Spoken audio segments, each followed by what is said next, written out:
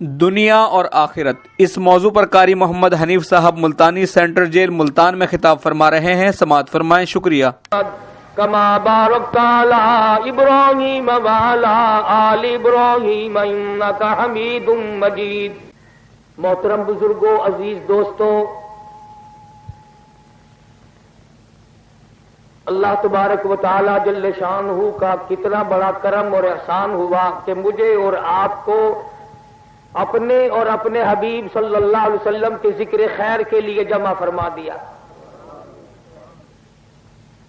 مجھے اس بات کی انتہائی خوشی ہوئی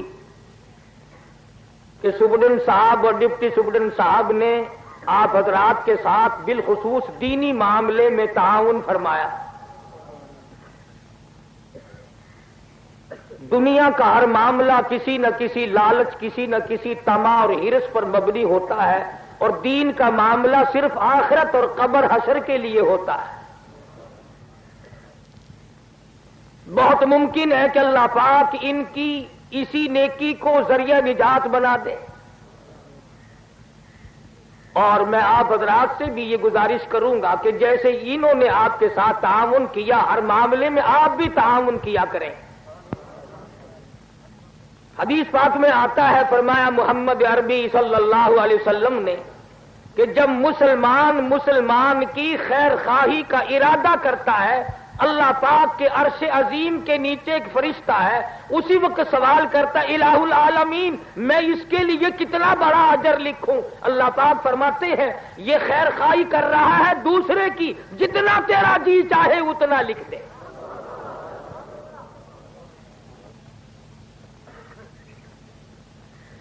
اللہ پاک نے بے شمار کرم اور بے شمار احسان ہم سب پر فرمائے۔ بہت بڑی کریمی اور بہت بڑی بندہ نوازی ہے اس کی آپ پر، مجھ پر، کہ ہم سب کو انسان بنایا۔ اللہ پاک اس پہ قادر تھا کہ وہ ہمیں جانور بنا دیتا، گدھا کتا بنا دیتا، وہ قادر تھا اس پر، لیکن اب اس نے کریمی فرمائی کہ ہمیں اشرف المخلوقات انسان بنا ہے، اور اس سے زیادہ بڑی کریمی فرمائی کہ مجھے اور آپ کو مسلمان بنایا۔ اگر عیسائی کے گھر میں پیدا کر دیتا، سکھ اور ہندو کے، یہودی کے گھر میں پیدا کر دیتا، تو ہم اللہ میاں کا کیا بگاڑ لیتے؟ کلمہ نصیب نہ ہوتا، قرآن نہ ملتا، ایمان نہ ملتا۔ اس نے ہمیں مسلمان بنایا۔ اور تیسری مہربانی یہ فرمائی کہ اللہ پاک جل شانہ نے ہمیں محمد عربی صلی اللہ علیہ وسلم کا امتی بنایا۔ اگر وہ موسیٰ علیہ السلام کی قوم میں پیدا کر دیتا، نوح علیہ السلام کی قوم میں پیدا کر دیتا، دیگر انبیاء کرام کی قوم میں پیدا کر دیتا، تو آپ اور میں کیا بگاڑ لیتے؟ تو اس نبی کا امتی ہے جس نبی کا امتی بننے کے لیے کلیم اللہ نے تمنا کی، انبیاء نے تمنا کی۔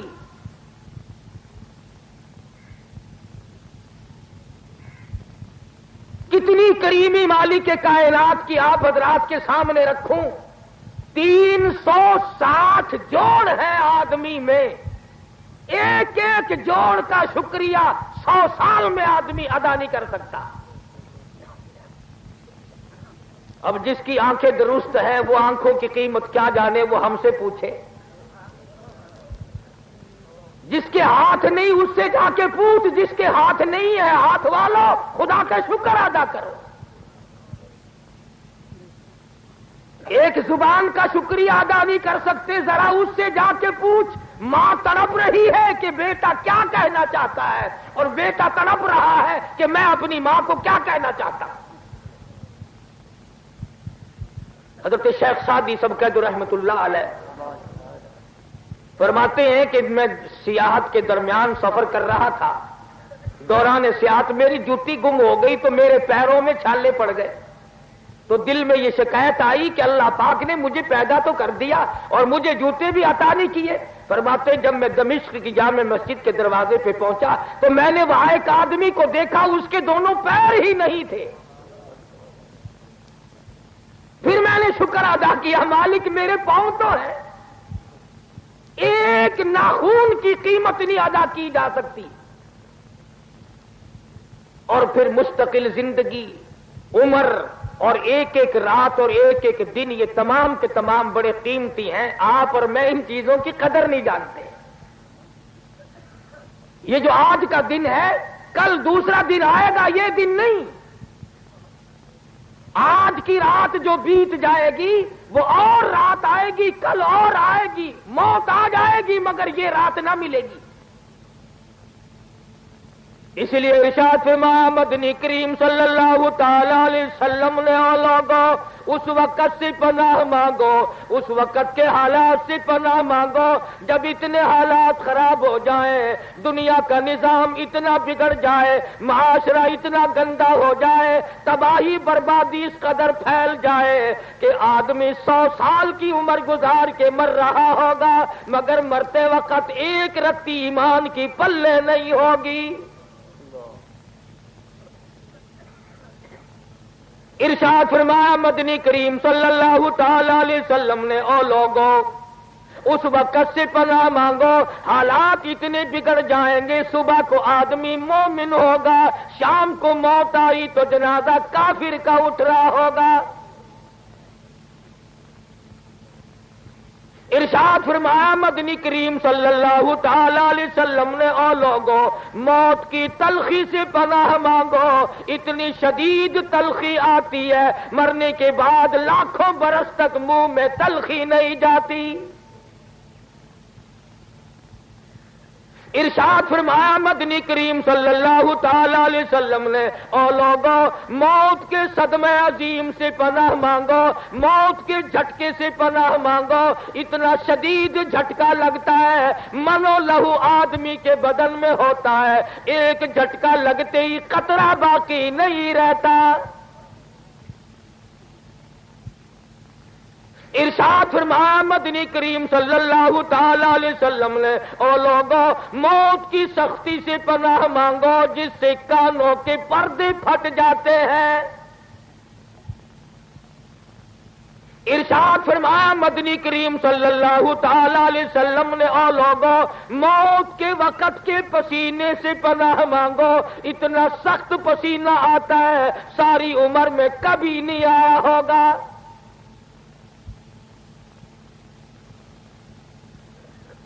میں اور آپ، ہم تمام کے تمام معاشرے کے لوگ ان چیزوں کی طرف کبھی پرواہ ہی نہیں کرتے کہ میں ایک دن اس دنیا سے اٹھ جاؤں گا. اور تمام مسئلے کو آپ لوگ اختلافی کہہ سکتے ہیں، یہ فلاں پارٹی کا ہے، یہ فلاں طبقے کا ہے، یہ فلاں فرقے کا ہے. ارے ہے کسی کو موت میں اختلاف؟ کون کہہ سکتا ہے کہ فلاں نہیں مرے گا اور فلاں مرے گا؟ معمولی سے کام کی تیاری، شادی کی تیاری، عقیقے کی تیاری، تمام ٹی پارٹیوں کی تیاری، نوکری ملازمتوں کی تیاری، اور موت قبر کی کوئی تیاری نہیں.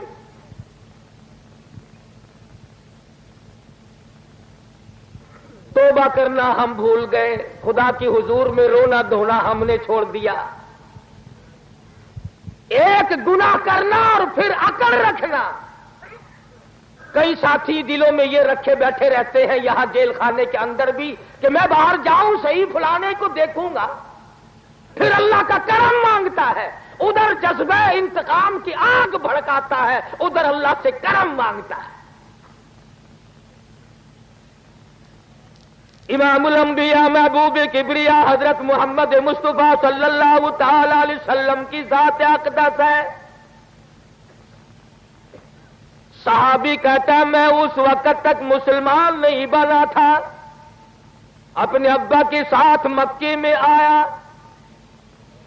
کہتا ہے میری آنکھ نے دیکھا چاروں طرف لوگوں کا مجمع ہے، کسی کے ہاتھ میں ہڈی، کسی کے ہاتھ میں روڑا، کسی کے ہاتھ میں پتھر، चारों तरफ के लोग मार रहे हैं, एक ذات बीच में खड़े होकर बिना किसी झिझक तहम्मुल किए बराबर मार खा रहे हैं। रोकने वाला कोई नहीं, टोकने वाला कोई नहीं, बचाने वाला कोई नहीं। सहाबी कहता है मेरे देखते देखते एक मासूम बच्ची आई, उसके हाथ में पानी का प्याला है, उसने जमीन पे रख दिया और लोगों को मुखातिब होकर कहने लगी ओ लोगों, मेरे अब्बा का कसूर बताओ, जुर्म बताओ, गुनाह बताओ। और मक्के वालों ना मारो, इमामुल अंबिया शहंशाह कायनात है।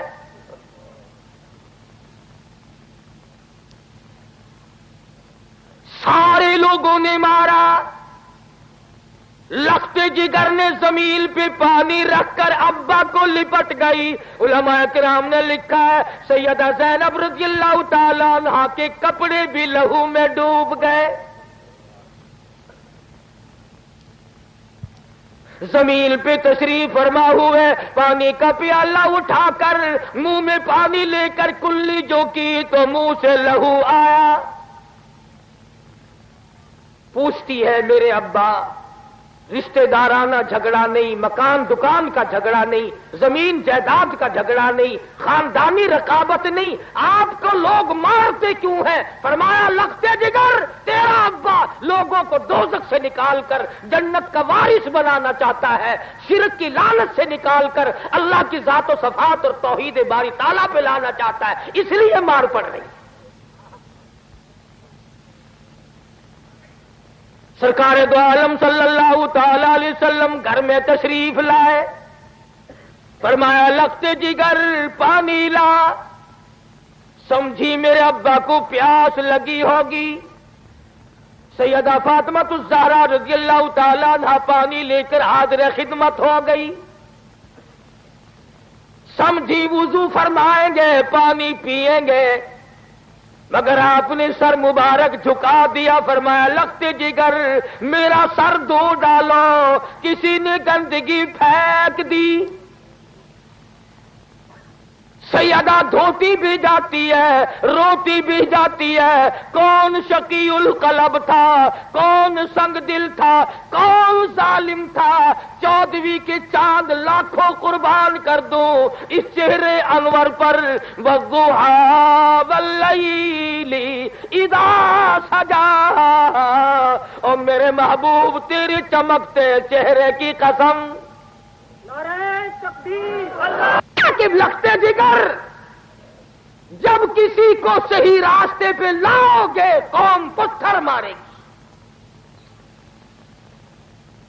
सवाल करती है लगते जिगर अब्बा जान अब तो घर में तशरीफ रखो।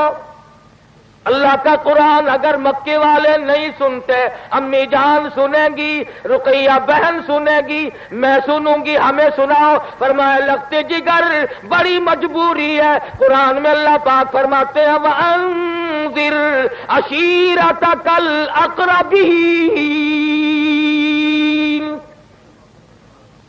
अपनों को डरा। या अय्युहल मुद्दस्सिरु कुम फअंज़िर, उठो डराओ अपनी कौम।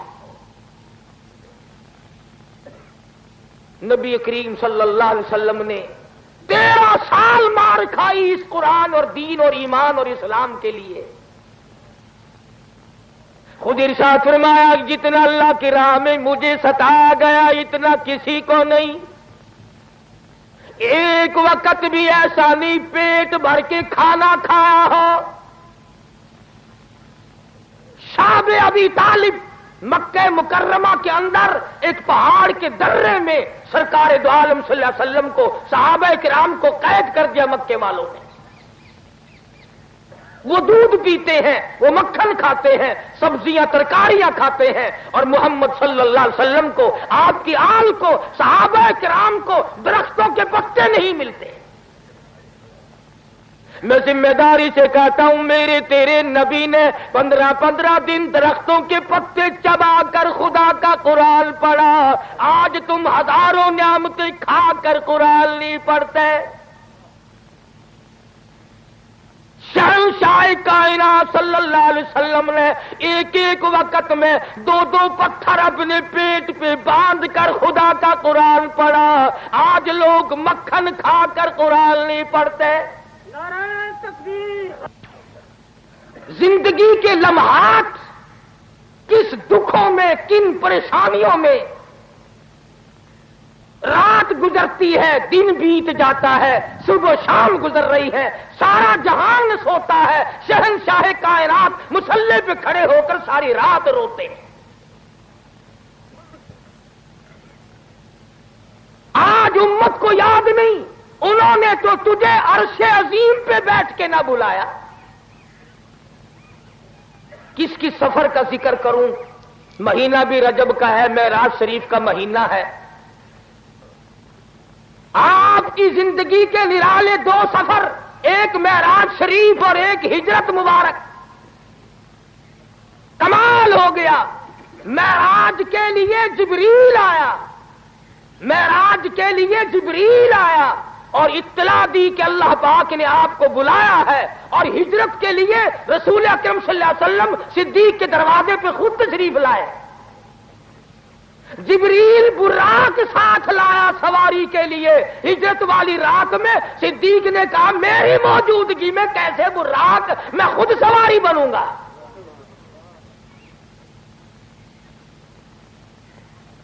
ایک 1,29,000 صحابہ کرام کی تعداد ہے.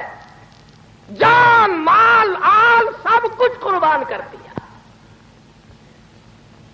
اگر ہم صرف کلمے والی زندگی بنا لیں اور سچے معنوں میں مسلمان بن جائیں، میرا تو یہ ایمان ہے کہ اگر ہم پاکستانی لوگ مسلمان بن جائیں، ہمارے اخلاق کردار کو دیکھ کر روئے زمین پہ ایک بھی کافر باقی نہیں رہے گا.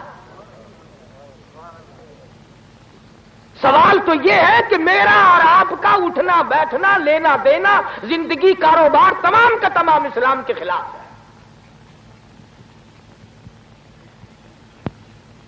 مجھے کئی مرتبہ ملک سے باہر بھی جانے کا اتفاق ہوتا ہے. عموماً ہندو لوگ یہی اعتراض کرتے ہیں کہ جی اگر آپ لوگ قرآن کو مان لیں تو دنیا میں کوئی بھی پھر منکر نہیں رہے گا. مصیبت تو یہ ہے کہ آپ لوگ نہیں مانتے. مثلا قرآن نے کہا کسی کی بہو بیٹی کی طرف نگاہ نہ اٹھاؤ، مگر ہم باز نہیں آتے. قرآن کریم نے مطالبہ کیا، حکم دیا شراب نہ پیو حرام ہے. ہم نے کہا نہیں جی یہ پیسے جو اللہ نے دیے ہیں ان کو پھر ہم خرچ کہاں کریں. قرآن کریم نے کہا جوا نہ کھیلو. اس نے کہا جی پھر اور دن نہیں کٹتا، رات کو دل نہیں لگتا، پھر وقت کیسے کٹے. قرآن کریم نے کہا کسی کو قتل نہ کرو. ارشاد فرمایا مدنی کریم صلی اللہ تعالی علیہ وسلم نے جب مسلمان کے لیے ہتھیار اٹھاتا ہے، اللہ کا عرش عظیم کانپنے لرزنے لگ جاتا ہے. اللہ پاک پوچھتے ہیں تجھے کیا ہوا؟ عرش عظیم رو کے کہتا ہے ناحق مسلمان کا خون ہو رہا ہے.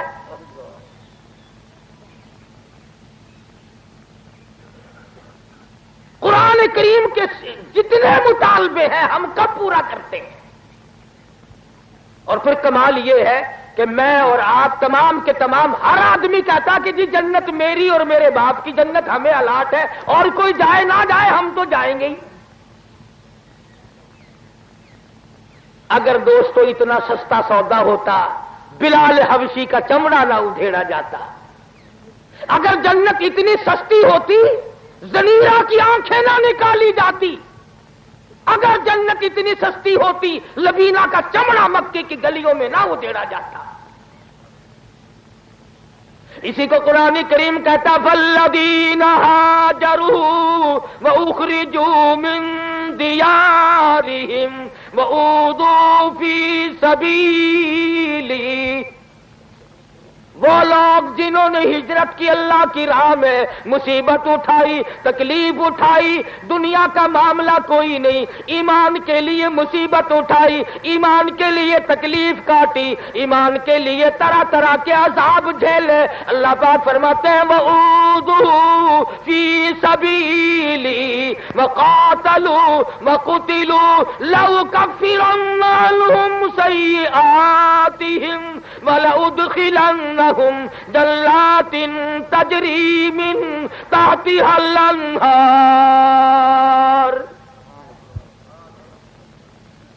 مزہ تو تب ہے نا ادھر آدمی مر رہا ہو، ادھر جنت کا فرشتہ یہ کہے آ جا تیرا بڑی دیر سے انتظار ہو رہا ہے۔ مگر یہ بات دولت سے نہیں بنتی، مربوں سے نہیں بنتی، اونچی کرسی مل جائے اس سے نہیں بنتی، اعمال کی بات ہے ساری۔ اعمال اچھے کرتا ہے آدمی تو بات بنے گی، ورنہ نہیں۔ امام الانبیاء محبوب کبریا حضرت محمد مصطفیٰ صلی اللہ تعالی علیہ وسلم نے ارشاد فرمایا، او لوگوں اپنی زندگی کا ایک ایک لمحہ شمار کیا کرو۔ صحابہ کرام سے پوچھا تمہیں اپنی زندگی کی کس قدر امید ہے؟ ایک صحابی کہنے لگا مجھے ظہر کے بعد عصر کی نماز کی امید ہے، ایک صحابی کہنے لگا مجھے مغرب کے بعد عشاء کی امید ہے، ایک نے کہا مجھے عشاء کے بعد فجر کی امید ہے۔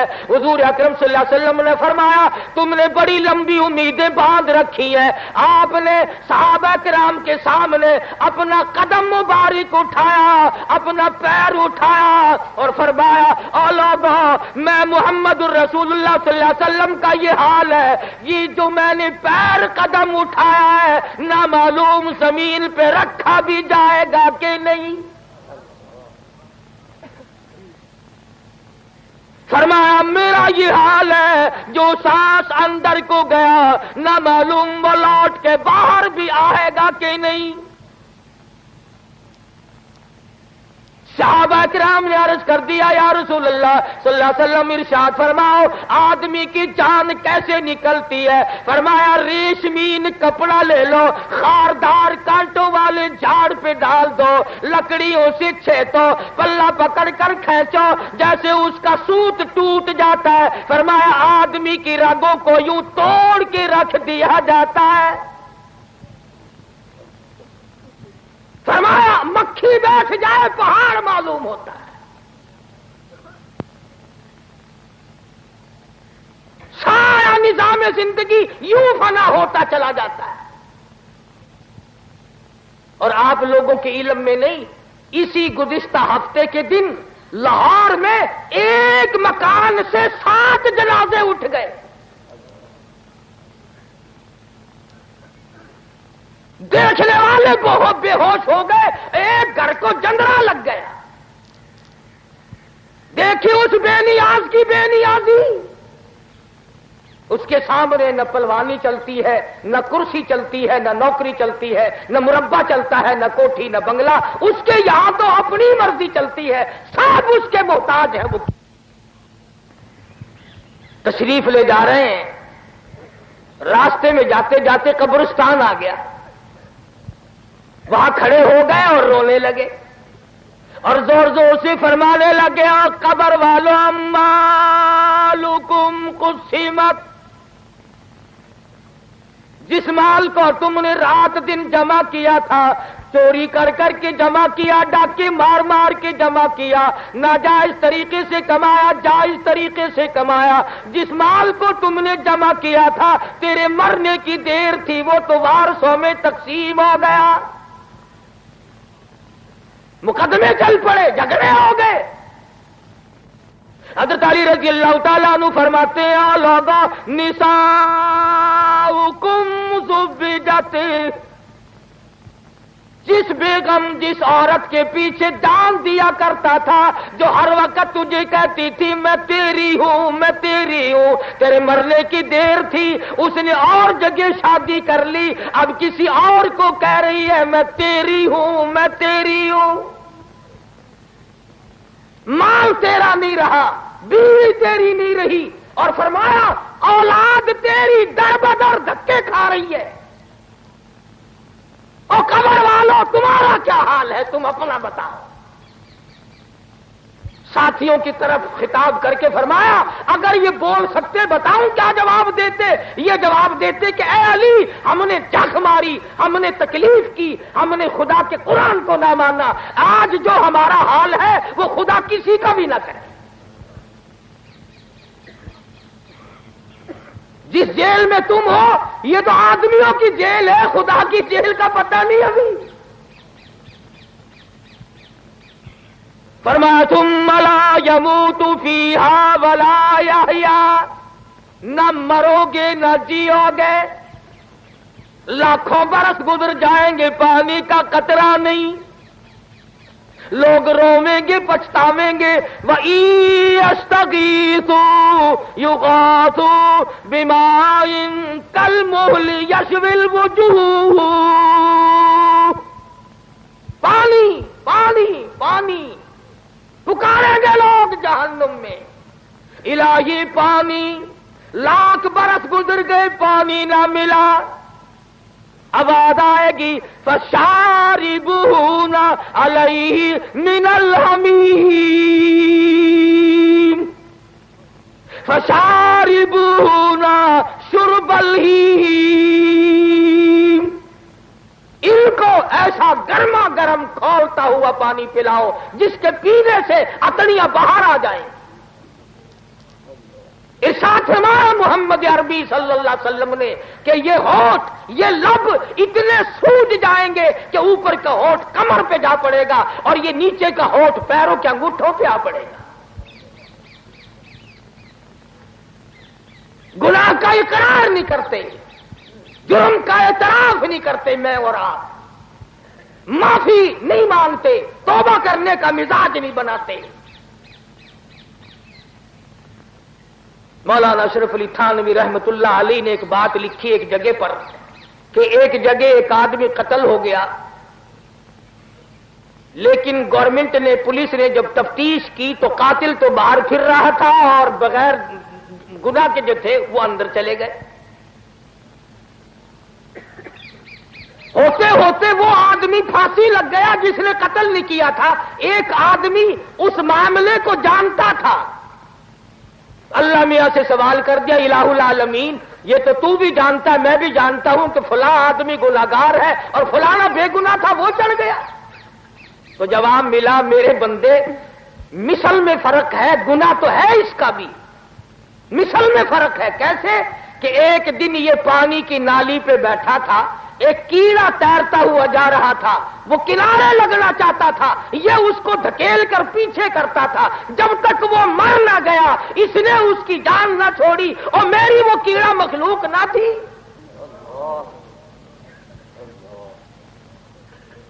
میں نے اس کا انتقام لیا ہے۔ بعضا گناہ آدمی سے ایسا ہوتا ہے کہ اس کو آدمی سمجھتا بھی نہیں کہ میں نے کیا کہ نہیں، اور یوں ہی اس کا دربار معاف کرنے کے لیے کھلا ہے۔ حدیث پاک میں آتا ہے کہ بنی اسرائیل کی ایک طائفہ بدکار عورت گزر رہی ہے، ایک کتا پیاسا کنویں کے پاس کھڑا ہوا ہے، ہانپ رہا ہے، کانپ رہا ہے، ترس آ گیا، دوپٹے کی رسی بنائی اور جوتے کا ڈول بنایا، پانی کنویں میں سے نکال کر پلا دیا۔ آواز آئی ہے تو بدکارا، ہے تو فاحشہ، تو نے میرے کتے پہ کرم کیا، جا میں نے تجھ پر رحم کر دیا۔ اس میں آتا ہے کہ اللہ پاک کے حضور میں ایک آدمی پیش ہوگا، اللہ پاک فرمائیں گے کہ تو نے گلی سے روڑا اس لیے ہٹایا تھا کہ اندھیرے میں کسی کو ٹھوکر نہ لگ جائے، تو نے میرے بندوں کو تکلیف سے بچایا، جا میں نے تجھے عذاب قیامت سے بچا دیا۔ اور کبھی یوں ہوگا، ارشاد فرمایا مدنی کریم صلی اللہ تعالی علیہ وسلم نے ایک آدمی پیش ہوگا، آواز آئے گی جا تو نے میرے فلاں بندے کے عیب کھولے تھے، آج میں نے تیرے عیبوں کا دفتر کھول دیا۔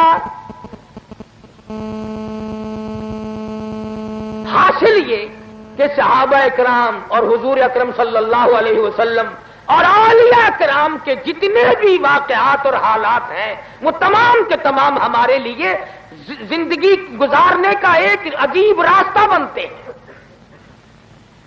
ذکر تو ہم سب کرتے، ہم کہتے تو میں اور آپ ہم سارے ہیں، خدا سچا، خدا کا قرآن سچا، نبی سچا، نبی کا فرمان سچا، اہل بیت سچے، ان کا فرمان سچا، صحابہ کرام سچے، ان کا فرمان سچا، اور ٹھیک ہے، لیکن عمل اس کے مطابق ہم کرتے نہیں۔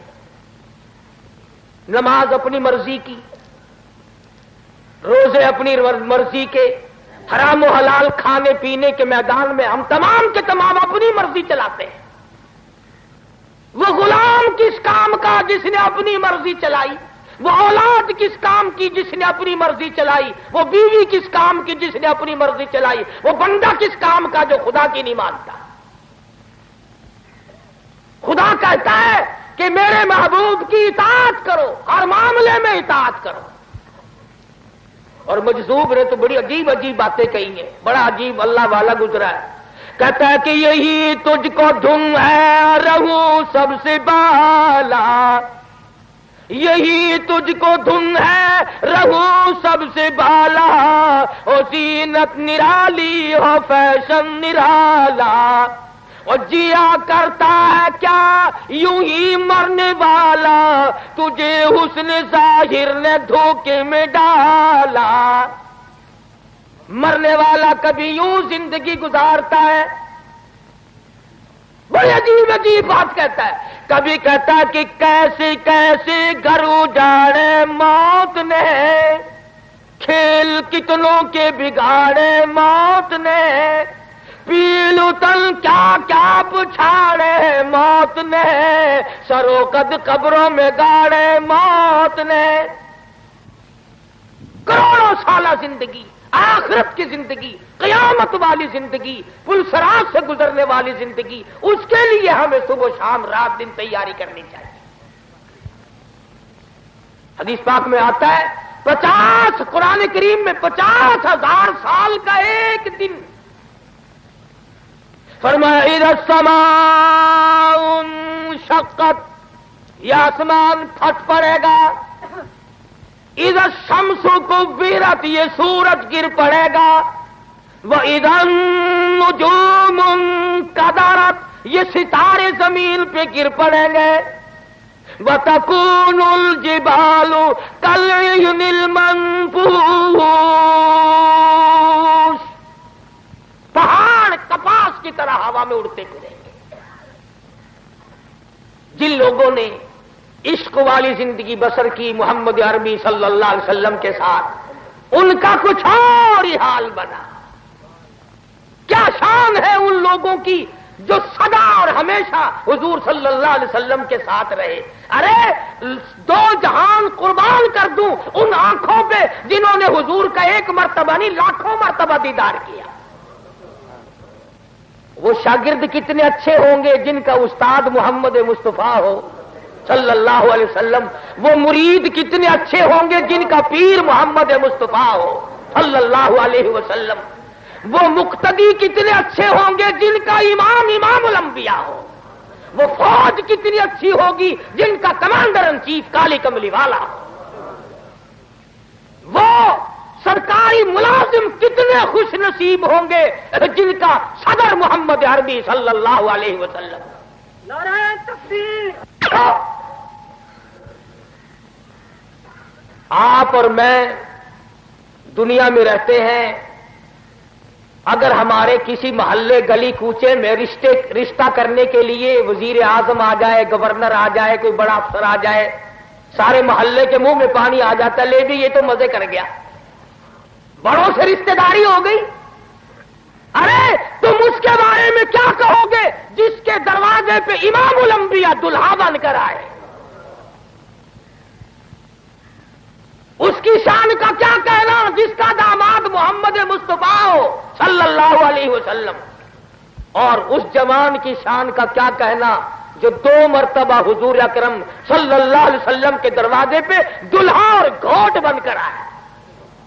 وہ عثمان ہے، اور کیا شان ہے علی مرتضی رضی اللہ تعالی عنہ کی کہ اللہ تبارک و تعالی نے سیدہ فاطمہ الزہرا رضی اللہ تعالی عنہ حضرت بطول کا شوہر بنا دیا، حسنین کریمین کا ابا بنایا، محمد مصطفیٰ کا داماد بنایا، سرتاج العالیہ بنایا۔ شان سنو، حال حال کیا ہے؟ وضو کر رہے ہیں، رنگ پیلا پڑ گیا، زرد پڑ گیا. کسی نے کہا امیر المومنین کیا بات ہے، کیا خوف آ گیا؟ فرمایا جانتے نہیں ہو؟ احکم الحاکمین کے دربار میں کھڑا ہونے لگا. جائے گا. میں عرض کر رہا تھا کہ حضرت علی نماز کے لیے کھڑے ہوتے ہوئے رنگ پیلا پڑ رہا. حضرت حسین سب کا رضی اللہ تعالیٰ مسجد کے دروازے پہ آئے، دھڑام سے بے ہوش ہو کر گر پڑے. کسی نے پوچھا کیا بات ہے؟ فرمایا جانتے نہیں ہو؟ احکم الحاکمین کا دربار ہے. امام زین العابدین رحمہ اللہ، امام حسین کا لخت جگر ہے. فرض نمازوں کے علاوہ 1000 رکعت نفل پڑھتا رات دن میں. 1000 رکعت نفل پڑھتے ہیں. اور یوں ہماری طرح ٹھونگے نہیں مارتے. رات کا وقت ہے، سردی کا موسم ہے، انگیٹھی میں کولے سلگا کر نماز کی نیت باندھ لی. کولا چٹخا، آگ لگی، چھت جلی، مکان جلا، دروازہ جلا. لوگوں نے بتیرا شور مچایا، حضرت دروازہ کھولو، حضرت دروازہ کھولو، مگر کوئی نہیں کھلا. لوگوں نے دروازہ توڑا، خیال کر لیا جل گئے ہوں گے، شہید ہو گئے ہوں گے. اندر جا کے دیکھا حسین کا لخت جگر مصلی پہ کھڑا ہوا اطمینان سے قرآن پڑھ رہا ہے. سلام پھیرا. لوگوں نے کہا حضرت جی یہ سب کچھ جل جلا گیا، آپ نے نماز ختم نہ کی. فرمایا جس آگ کو پانی بجھا دے، جس آگ کو بندے بجھا دے، جس آگ کو مٹی بجھا دے، میں اس آگ کا کیا فکر کروں؟ میں اس آگ کی فکر میں لگا ہوا ہوں جسے اعمال کے سوا کوئی شے نہیں بجھا سکتی. نضجت جلودهم بدلناهم جلود غيرها ليذوقوا العذاب. 100 تہ چمڑے کی جلتی جائیں گی، پیچھے نیا بنتا آئے گا. اسی طرح سے تہ چلتی رہیں گی، کروڑوں برس گزر جائیں گے مگر معافی نہ ملے. وہ لوگ جو ظلم کر کے مر جاتے ہیں، ناحق کسی کا مال کھاتے ہیں، کسی پر ظلم ڈھاتے ہیں، کسی کی آبرو کو برباد کرتے ہیں، وہ لوگ سوچ لیں. حضور نے فرمایا جو کسی کی بیٹی کی آبرو خراب کرتا ہے، حضور نے فرمایا جب تک اس کی بیٹی کی آبرو برباد نہ ہو جائے اس کی موت نہیں آئے. فرمایا جو کسی کی بہن کی آبرو خراب کرتا ہے، حضور نے فرمایا جو کسی کی بیٹی کی آبرو خراب کرتا ہے، حضور نے فرمایا جب تک اس کی بیٹی کی آبرو برباد نہ ہو جائے اس کی موت نہیں آئے. فرمایا جو کسی کی بہن کی آبرو خراب کرتا ہے، جب تک اس کی بہن کی آبرو خراب نہ ہو جائے اس کی موت نہیں آئے. فرمایا جو کسی کی بیوی پہ ڈاکہ ڈالتا ہے، جب تک اس کی بیوی پہ ڈاکہ نہ پڑ جائے اس کی موت نہیں آئے. اگر ہمارا ان چیزوں پہ ایمان اور یقین ہو تو ہماری ساری دنیا جنت نہ بن جائے. سارا معاشرہ اچھے سے اچھا ہو سکتا ہے. اگر ہم تو یہ کہتے ہیں کہ دیکھو جی فلاں تو یوں کرتا ہے، میں یوں کیوں کروں؟ ارے قبر تیری اپنی، میری اپنی، اعمال اپنے اپنے، حساب و کتاب اپنا اپنا، قیامت کے دن تمام تر محل اور رنگ روپ الگ الگ اپنا اپنا. پلسرات سے جب سب لوگ گزر رہے ہوں گے، انبیاء گزریں گے، اولیاء گزریں گے، صحابہ کرام گزریں گے، کتب اور ابدال گزریں گے، آئے گی ایک ہستی کی باری. شرم کے طور پر عرض کر رہا ہوں کہ کتنی بڑی بات ہے.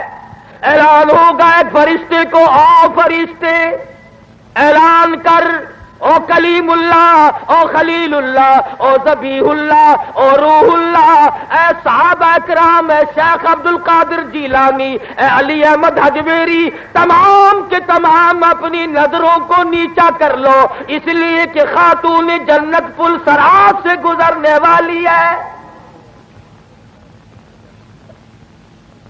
ابو بکر صدیق رضی اللہ تعالیٰ عنہ، فاروق اعظم، عثمان ذی النورین، علی مرتضیٰ، 1,29,000 صحابہ تم یوں سوچ رہے ہوگے کہ ہم نے تو بڑی قربانیاں دے رکھی ہیں اسلام کے لیے، کبھی بلال کی قبر سے جا کے تو پوچھو تجھ پہ کیا بیتی تھی؟ سینے پہ پتھر کی چٹان، کمر کے نیچے دہکتے ہوئے شعلے اور کولے۔ امیہ بن خلف کئی مرتبہ یہاں گردن پہ پیر رکھ کر دبایا کرتا تھا، بلال کی زبان باہر نکل آتی تھی، مگر نہیں، دین سے، ایمان سے، قرآن سے کبھی نہیں پھرا۔ ابو بکر صدیق رضی اللہ تعالیٰ عنہ نے کلمہ پڑھنے کے بعد اپنا مال اور اپنی زندگی اسی پر خرچ کر دی کہ ضعفاء، غرباء، بالکل کمزور لوگوں کی مدد کی جائے۔ ایک محلے میں جا نکلے اور جا کے دیکھا ایک بڑھیا 70 سالہ ہے، کافروں نے پکڑ رکھا ہے، پانی کی دیگ میں بٹھا کر سر کے اوپر ہاتھ رکھ کر نیچے دبایا ہوا ہے۔ بہت دیر ہو گئی، ابو بکر کہتے ہیں میرا خیال ہو گیا مر گئی ہوگی، شہید ہو گئی ہوگی، مگر کافی دیر کے بعد جب سر باہر نکالا تو کہنے لگی اللہ احد، لوگوں اللہ ایک ہے، کوئی اس کا ساتھی نہیں، کوئی اس کا ہمسر نہیں، کوئی اس کا شریک نہیں۔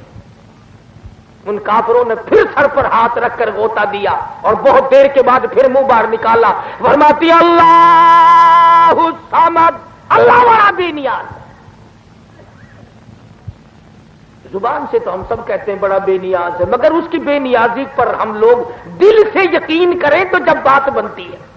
میں تو کئی مرتبہ اپنے جمعوں میں کہا کرتا ہوں کہ کم سے کم اتنا ہی سوچ لو کہ کسی بڑے آدمی کا ملازم یا بڑے آدمی کا بیٹا اگر جیل میں آ جائے تو برابر والے کہتے ہیں یار تیرا آدمی جیل میں پڑا ہوا، تیرے تعلقات کا کیا بنا، تیری دولت کا کیا بنا؟ اور لوگوں تو کلمہ پڑھتا ہے کالی کملی والے کا اور جہنم میں جائے گا۔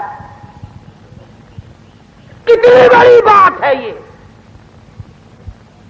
ایک ایک لمحہ اور زندگی کا ایک ایک سانس قیمتی ہے۔ قرآن کریم میں ہے کہ میدان قیامت میں لوگ جب حالات دیکھیں گے افسوس کے ہاتھ ملتے ملتے اپنی ہتھیلیوں کی کھال اتار ماریں گے۔ اے کاش میں نیکی کرتا، اے کاش میں خدا ترس بنتا، اے کاش میں کسی غریب کی ہمدردی کرتا۔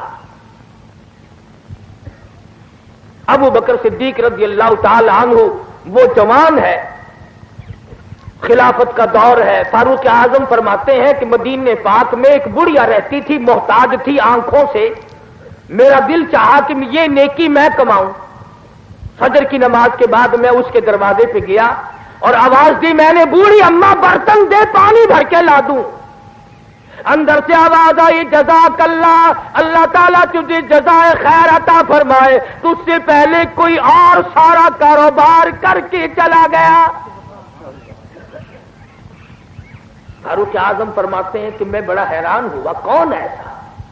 اگلے دن میں فجر کی نماز سے پہلے گیا، پھر میں نے آواز دی تو وہی جواب ملا، کوئی آدمی تجھ سے پہلے آیا، کھانا پکا کر کھلا کے چلا گیا، برتنوں کی صفائی بھی کر گیا، جھاڑو بہارو بھی لگا گیا۔ تیسرے دن فرماتے ہیں میں فجر کی اذان سے پہلے گیا، میں نے دیکھا ایک آدمی دونوں کندھوں پہ مٹکے پانی کے بھرے ہوئے اور داخل ہوا، تو میں بیٹھ گیا کہ لو بھی آج پکڑا گیا، اسے دیکھوں گا یہ کون ہے۔ فرماتے کافی دیر کے بعد جب باہر نکلے اور میں قریب ہوا، اگرے بھلے مانس 3 دن ہو گئے میں پیچھے پھر رہا ہوں، ہے کون؟ فرمایا اے عمر میں تیرا بھائی ابو بکر صدیق ہوں، 22 لاکھ مربع میل کا حکمراں، نبی کا سسر، نبی کا جانشین، مدینہ ریاست کا سالر ہو کر ابو بکر صدیق بوڑھی کمزور عورت کا پانی دھوتا پھرتا ہے۔ ہم کسی کو پانی پلاتے ہوئے بھی اپنی توہین سمجھتے ہیں۔ تکڑا آدمی اگر پانی مانگے، اچھا جی گلاس دے دیا، اور پیش کرا اور لاؤں۔ کوئی کمزور سا آدمی پانی مانگے، اچھا تیرا نوکر لگے گا ہمیں۔ غریب کا ساتھی مر گیا، کمزور کا ساتھی قبر میں چلا گیا۔ ایک دن سیدہ عائشہ صدیقہ رضی اللہ تعالی عنہا روٹیاں پکا رہی ہیں، آپ تشریف لے آئے، فرمایا عائشہ ایک روٹی میں بھی پکاؤں گا۔ عرض کیا یا رسول اللہ میں خادمہ، میں نوکر ہوں، آپ کیوں پکائیں گے؟ فرمایا نہیں، ایک روٹی میں بھی پکاؤں گا۔ کون روک سکتا تھا؟ آپ سب کہہ دو صلی اللہ علیہ وسلم نے۔ آپ نے ایک روٹی پکائی، تندور میں لگا دی۔ حضرت عائشہ فرماتی ہے کہ میں بار بار میری پکائی ہوئی روٹیاں کبھی سے پک کر باہر آ گئیں اور میں جھانک جھانک کر دیکھتی رہی، اس روٹی کا پانی خشک نہیں ہوا۔ آخرکار عرض کر بیٹھی، میرے آقا میری پکائی ہوئی روٹیاں کبھی سے پک گئی اور آپ کی پکائی ہوئی کا پانی خشک نہیں ہوتا۔ فرمایا عائشہ، جس چیز کو میرے ہاتھ لگ جائے آگ اس کے کیسے قریب آ سکتی ہے؟ جس روٹی کو نبی کے ہاتھ لگ جائے اس آگ کے قریب، آگ اس کے قریب نہیں آ سکتی۔ جس صدیق کے کندھوں پہ نبی سوار ہو کر غار تک جائے اس کے قریب کیسے آ جائے گی؟ اور پھر کمال ہے، مکے والوں نے محاصرہ کر رکھا ہے محمد عربی صلی اللہ علیہ وسلم کے مکان کا کہ آج نبوت کو ختم کرو، قتل کر ڈالو۔ چاروں طرف ننگی تلواریں لیے کھڑے۔ ابو جہل نے بڑی تاکید کی، خبردار بچ کے نہ نکل جائے۔ اللہ پاک نے حکم دیا، میرے محبوب ایک مٹھی بھر کر مٹی کی پھینکو ان کی طرف۔ عرض کیا الہ العالمین، یہ تو چاروں طرف کھڑے ہیں، میں کس کس کی طرف پھینکوں؟ فرمایا وما رمیت اذ رمیت ولکن اللہ رما۔ میرے محبوب ہاتھ تیرا ہوگا، قدرت میری کام کرے گی، ان سب کی آنکھوں میں میں پہنچا دوں گا۔ بس آپ نے پھینک دی، سب کی آنکھوں میں مٹی پہنچ گئی۔ اب لگے آپس میں کہنے کیوں میں بدماش میری آنکھ میں مٹی پھینک دی؟ وہ کہنے لگا اچھا پہلے میری آنکھ میں پھینک کر پھر بکنا شروع کر دیا۔ تلواریں تو دی پھینک، اور نبی کے حجرے کے چاروں طرف اب لگ گئے ایک دوسرے کی پالش کرنے۔ مجاہی ہو رہی ہے چاروں طرف، حجرے مبارک کے کبڈی کبڈی شروع ہو گئی۔ اللہ میاں نے فرمایا میرے محبوب لو یہ سب دھندے لگ گئے ہیں، اب آپ چلیں، ہجرت فرمائے آپ۔ الہ العالمین مجھے کل حکم دیا ہوتا، پرسوں حکم دیا ہوتا، ترسوں حکم دیا ہوتا، میں چلا جاتا۔ آج تو یہ چاروں طرف کھڑے ہیں۔ فرمایا میرے محبوب اگر میں کل لے جاتا، پرسوں لے جاتا، ترسوں لے جاتا، یہ لوگ کہتے ہمیں پتہ نہ چلا، ہم یوں کر دیتے، ہم یوں کر دیتے، مزہ تو آ جائے گا۔ یہ چاروں طرف کھڑے ہیں اور میں آپ کا بال نہ بینکا ہونے دوں، میں بچا کے نہ لے جا سکوں تو میری خدائی کیا ہوئی؟ آج ہی تو پتا چلے گا کہ خدا کی خدائی کیسی ہوتی ہے۔ الہ العالمین میرے پاس مکے والوں کی امانتیں ہیں، ان کو رات کے وقت کیسے واپس کروں؟ تھے دشمن پر نبی کو امین مانتے تھے۔ یوں لکھا کتابوں میں، ابو جہل کی بیٹی کے چھلے اور بالیاں حضور کے پاس امانت تھی۔ نبی عرض کرتے الہی مجھے ہجرت سے انکار نہیں، میں تیار ہوں، پر اس اگر امانت واپس نہ ہوئی نبوت کے دامن پہ داغ آ جائے گا۔ اور آج امتیوں کا حال دیکھو، کسی کے پاس امانت رکھ کر واپس لے کے تو دکھاؤ، واپس لے کے تو دکھاؤ، بڑا مشکل مسئلہ ہے۔ نبی کے غلاموں کا یہ حال تھا۔ یہود عیسائی اپنی جوان بیٹیاں صحابہ کرام کے گھروں میں چھوڑ جاتے تھے، سال سال دو سال بعد آیا کرتے تھے۔ میں ذمہ داری سے کہتا ہوں، تاریخ کا ذمہ وار ہوں، کتابوں کا ذمہ وار ہوں کہ کبھی کسی کافر نے اپنی بیٹی کے آبرو کے معاملے میں کسی صحابی کو الزام بھی نہیں لگایا۔ کبھی ہم کافروں کی بیٹیوں کی آبرو بچایا کرتے تھے، آج ہماری آبرو سڑکوں پہ برباد ہوتی پھرتی ہے۔ حضور کے دربار میں سب کہہ دو صلی اللہ علیہ وسلم، ایک کافر لڑکی میدان جنگ سے گرفتار کر کے لائی گئی۔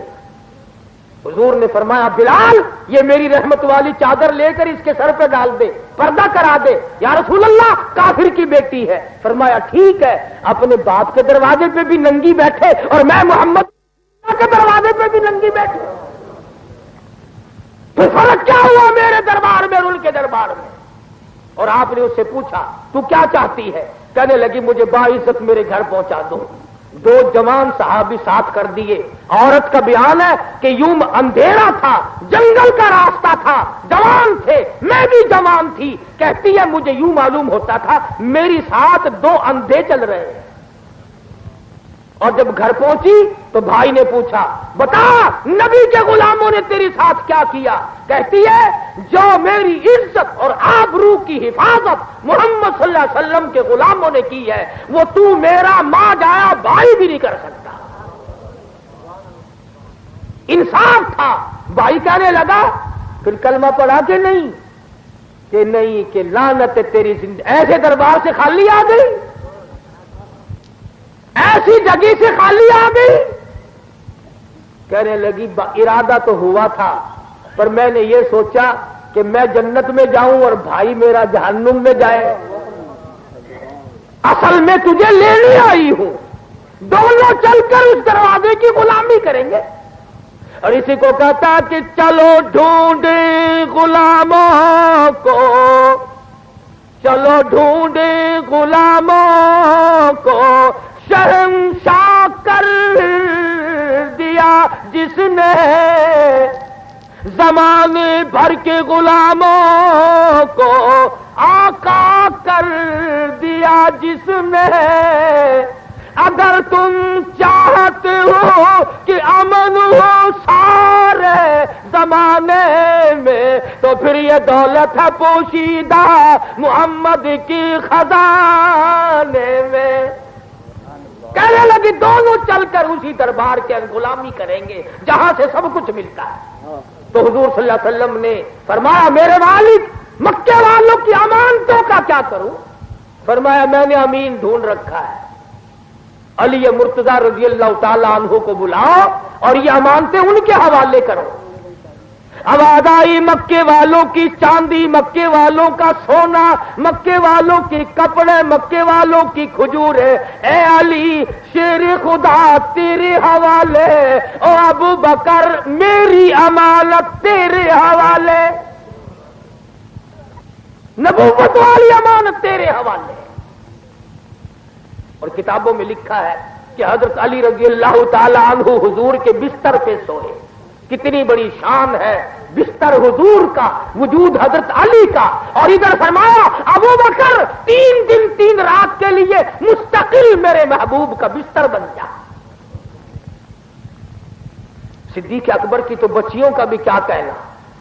حضور صلی اللہ علیہ وسلم اور صدیق اکبر جب تشریف لے گئے تو ابو جہل کی پارٹی تلاش کرنے آئی، دروازہ کھٹکھٹایا، حضرت اسما باہر نکلی، پوچھا تمہارا نبی کہاں ہے، تیرا ابا کہاں ہے؟ کہنے لگی کیوں، تم کون ہو، تمہیں کیوں بتایا جائے؟ اس نے کہا بتانا پڑے گا۔ اس نے کہا جاؤ جاؤ سارے مکے کو اکٹھا کر کے لاؤ اور صدیق کی بیٹی سے نبی کا پتہ پوچھ کے دکھاؤ۔ چلو ڈھونڈے غلاموں کو، شہنشاہ کر دیا جس نے زمانے بھر کے غلاموں کو، آقا کر دیا جس نے۔ اگر تم چاہتے ہو کہ امن ہو سارے زمانے میں تو پھر یہ دولت ہے پوشیدہ محمد کی خزانے میں۔ کہنے لگی دونوں چل کر اسی دربار کے غلامی کریں گے جہاں سے سب کچھ ملتا ہے۔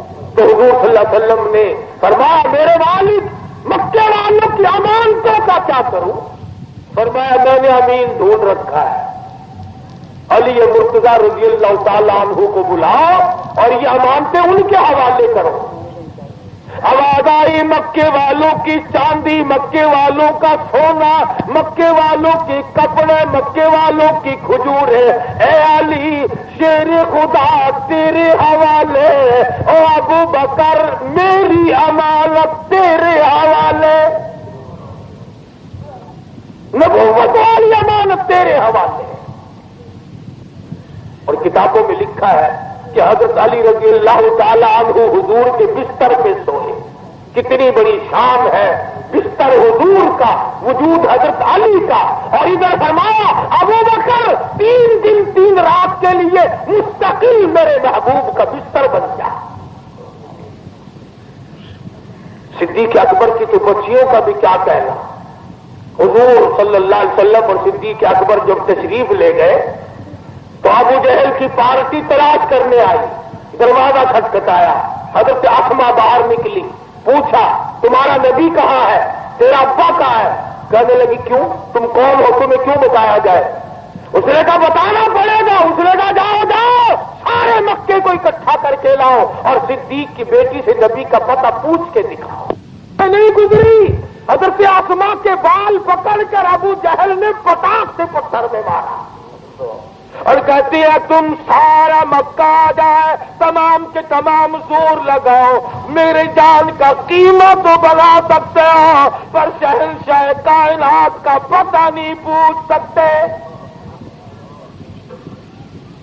پھر رات کو کھانا لے کر غار میں گئی ہے حضرت اسما رضی اللہ تعالی عنہا۔ خدا کی قسم یہ ایسی معصومہ اور نیک بچی تھی صدیق اکبر کی۔ حضرت زبیر کے ساتھ شادی ہوئی، بالکل غریب تھے، سارا دن کھجوروں کی گٹھلیاں اکٹھی کرتی، شام کو آمن دستے میں کوٹ کر، شام کو پانی پی کر اور کھجوروں کی گٹھلیاں پانی میں گھول کر پی جاتی اور ساری رات مصلے پہ کھڑی ہو کر قرآن پڑھا کرتی۔ حضور کے پاس غار میں گئی کھانا لے کر، تمہیں اگر کوئی 6 مہینے میں 1 دن 4 کیلے 2 مالٹے دے جائے ساری عمر یاد رکھتے ہو لوگ، فلانا آدمی ملاقات کے لیے آیا تھا فروٹ دے گیا تھا۔ ارے اس کو کیا کہو گے جو اکیلی عورت ساتھ لڑکی پہاڑ کی چڑھائی 4 میل کی چڑھائی طے کر کے اور غار میں جا کر محمد عربی صلی اللہ علیہ وسلم کو کھانا پیش کرتی ہے۔ اور آپ نے فرمایا اسما یہ تیرا ماتھا کیسے پھوٹ گیا، یہ چوٹ کیسی؟ عرض کیا کچھ نہیں، فرمایا نہیں کچھ تو ہوا ہے۔ حضرت اسما کی چیخ نکل گئی، اللہ کے نبی کی جھولی پھیل گئی، یا اللہ ابو بکر پہ کرم فرما، سارا خاندان میرے لیے دکھ اٹھا رہا۔ جنہوں نے جان دی، مال دی، دیا، آل قربان کی، اللہ پاک نے ان کو ایسا شرف قبولیت عطا فرمایا، فرمایا میرے محبوب کے دائیں بائیں سو جاؤ، دائیں بائیں سو جاؤ، جنت کے اندر آرام کرو۔ مدینہ بڑی شے ہے، اللہ سب کو دیکھنا نصیب فرمائے۔